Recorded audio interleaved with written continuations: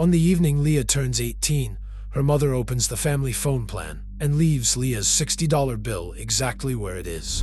10 years later, ending the support could mean Leah moving to a cheaper apartment, selling her car, and rebuilding a budget that has never existed without help.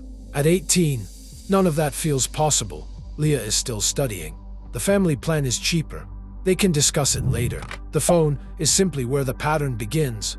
This is how the parenting mistake that gets more expensive after 18 enters a family quietly. The bank of mom and dad rarely opens with a house deposit or a giant rescue. Sometimes it opens with a bill nobody remembered to stop paying. For a while, that bill barely deserves a conversation. Leah does not receive $60 from her parents, so she does not think of it as income. Her mother does not call it financial support. She calls it keeping her on the plan. Then car insurance stays under the family policy, because moving it would be a nuisance. A streaming password wanders across adulthood with the durability of a family heirloom. None of this makes Leah careless, and none of it makes her parents weak. The arrangement is ordinary enough to become invisible. Leah is hardly unusual. In 2025, the Federal Reserve found that 47% of American adults ages 18 to 29 received help with an expense from someone outside their household. Cell phone bills, everyday expenses, and housing costs were the most common forms, the same ordinary budget lines that can keep being paid for years without forcing anyone to define the support. A $5,000 gift forces a conversation. A $60 recurring charge does not, which is exactly why it can outlast almost anything else in a family's budget. Then, Leah graduates and gets a full-time job. A year later, she gets a raise. This should be the moment when the arrangement naturally begins to change. Perhaps she takes over the phone. Perhaps the insurance moves into her name. Perhaps some of the new income becomes an emergency fund. Instead, everything stays as it was. The raise arrives in Leah's account, while the parental support remains underneath it. She has an extra $400 a month, and like most people, she builds a life around the resources that reliably appear. A slightly better apartment becomes possible.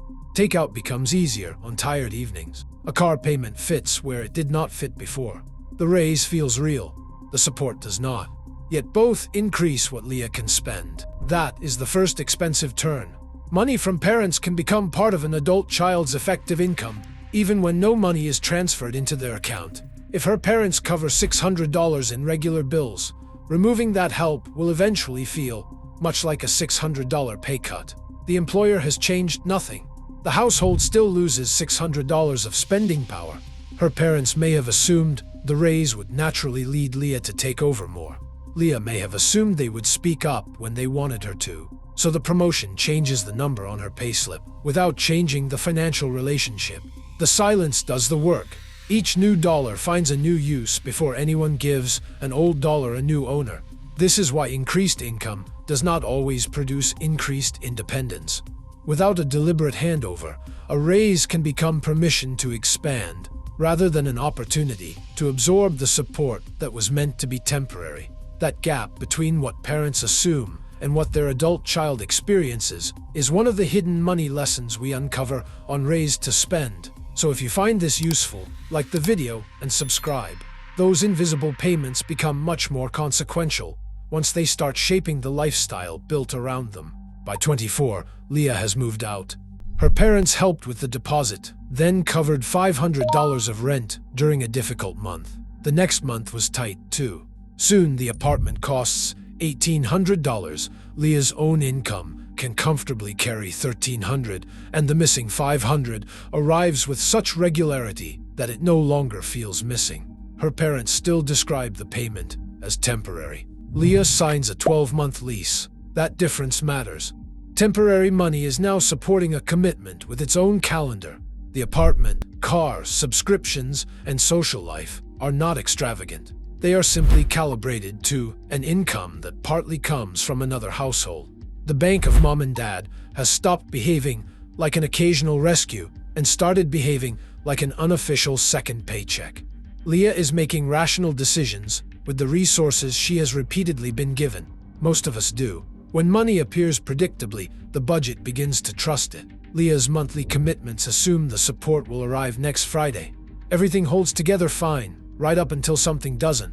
Then she loses several weeks of work after a car accident. The repair bill is real. The lost income is real. Her parents step in, and the decision makes sense. Family should be allowed to catch family. 3 months later, however, the visible shape of Leah's finances looks almost identical. The same apartment, the same car, the same recurring spending.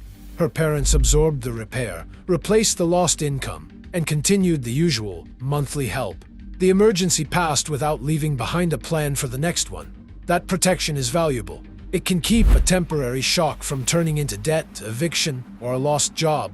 It can also prevent the quieter adaptation that usually follows a shock, cutting one fixed cost, delaying a purchase, rebuilding savings, or asking whether the current lifestyle has enough room to survive bad luck. The dividing line sits between money that moves a young adult through a problem and money that quietly becomes part of the lifestyle. A useful safety net helps someone find their footing again.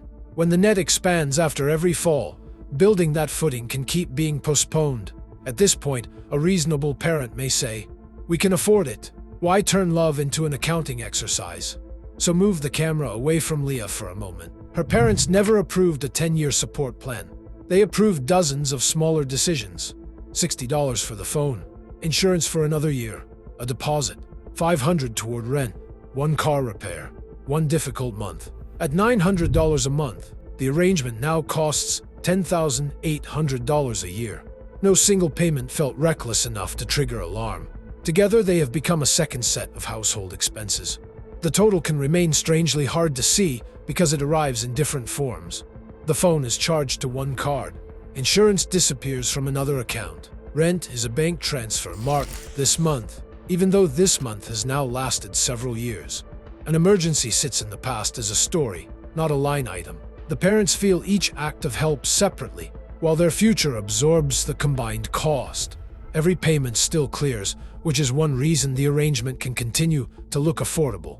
Yet, a 2024 Pew Research Center survey found that 36% of parents who had helped a child ages 18 to 34 said the help had hurt their own finances at least somewhat. Among lower-income parents, the share was nearly half. Retirement is closer. Health insurance costs more. A parent may lose a job or begin caring for an older relative. The savings once described as extra may already have had a future job. Many costs of raising children arrive with built-in endings. Daycare ends. A school year closes. The final payment on braces eventually appears, usually after the braces have colonized every family photo. Open-ended support after 18 has no natural graduation date. A bill that was harmless at 19 can still be sitting there at 28, joined by several friends. And somebody else may have been watching. Leah's older brother, Daniel, chose a cheaper apartment, delayed replacing his car, and worked extra hours when money was tight. He never asked for rent support, so his parents never made a dramatic decision to give Leah more. The difference accumulated quietly through deposits, repairs, insurance, and monthly gaps. Daniel may love his sister and understand every emergency. He can still wonder why his sacrifices counted as independence, while hers were softened by the family. Was the money a gift, a loan, or an advance on something nobody wants to discuss? If inheritance is eventually divided equally, does that settle the question or deepen it? There may be no perfectly fair answer. The important change is that an undefined payment now carries several meanings at once. To Leah, it is stability. To her parents, it is love mixed with obligation. To Daniel, it may be a running total nobody else admits exists. A private arrangement between two people has become part of the emotional bookkeeping of the whole family. Eventually, Leah's parents decide the support must shrink. At 18, they could have handed her the phone bill and given her a month to plan. At 28, $900 touches her rent, car, utilities, and perhaps childcare. Removing it may require a move, a sold car, a second job, or several changes at once. The parents began helping because they wanted to reduce pain. Years later, ending the help may create exactly the disruption they spent all that time preventing. Another month becomes easier than the conversation, then another 6 months. The cost rises, Leah's budget grows more dependent on it, and the parents become more afraid of what stopping will do. That is how the mistake becomes more expensive. The first payment was cheap because almost nothing depended on it. The later payment is difficult because everybody has planned around it. There is no universal age when a family should stop helping. Education, disability, housing costs, illness, culture, caregiving, and a brutal job market can all make support sensible for far longer than a birthday suggests. Living at home can be a smart launch strategy. Emergency help can protect a young adult from years of damage, but temporary support needs a shape. A parent can quietly understand the purpose of the money, the change it is meant to create, and the event that would let it shrink. Rent help might last while a qualification is completed. Insurance might stay covered through the first 6 months of a new job. A job loss rescue might come with time to rebuild savings before the old lifestyle returns. Those conversations may feel awkward when the amount is small. That is exactly when they are cheapest to have. One evening, Leah's mother sees an automatic payment notification on her phone. $900 has left the account, exactly on schedule. Leah does not see the notification. Daniel does not know it arrived. Nothing dramatic happens. Her mother looks at the screen for a second longer than usual, trying to remember when this payment first began. She can remember the phone bill. It will clear again next month. If you want more videos about the money systems families create without meaning to, like the video and subscribe to Raise to Spend. We explore the choices that shape a child's relationship with money before adulthood makes their consequences more expensive.